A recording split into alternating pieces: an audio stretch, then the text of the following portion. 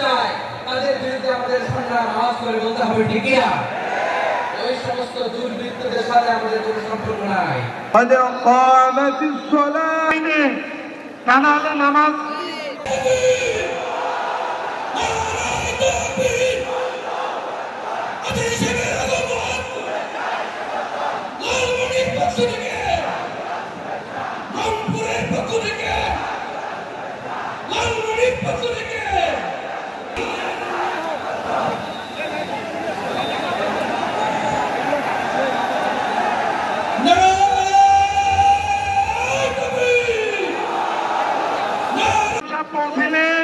সবাই শত্রুরা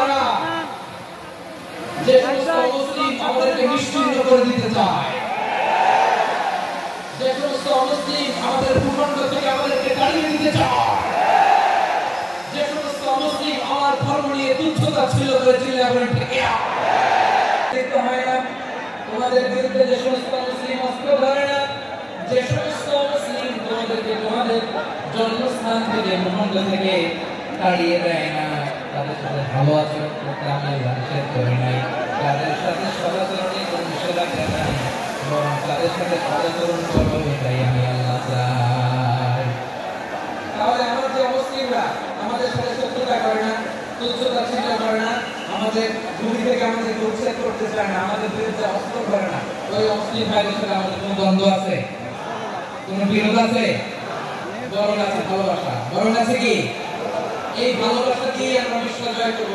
মুসলমান আমাদের পুঁজি ইসলামের খাতিরে ইসলামকে সামনের দিকে এগিয়ে নিয়ে যাওয়ার জন্য অমুসলিমদের সাপোর্ট দেওয়া জায়েজ আছে। এখনো যেমনি আগের মতো ভালো আচরণ করবা। আওয়াজ করে পড়েন সুবহানাল্লাহ। কি ইসলাম আমরা পেয়েছি! কত ব্রড মাইন্ডেড আমাদের ইসলাম, কত ওপেন মাইন্ডেড। ইসলামকে ওপেন আপ করতে পারে, চিন্তা করতে পারে। বিষ্ণু বলেন হ্যাঁ অবশ্যই, নাম সুলিহা। আগে যদি ভালো আচরণ করছো আসমা, এখন ওইরকমই করো, পাল্লা আরো বাড়াই দেবে। সুবহানাল্লাহ।